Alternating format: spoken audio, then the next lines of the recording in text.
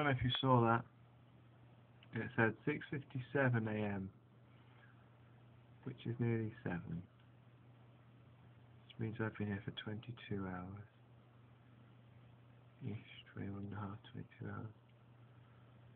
I've just finished my paperwork for the day. I'm busy cooking bacon rolls for people. Helping people.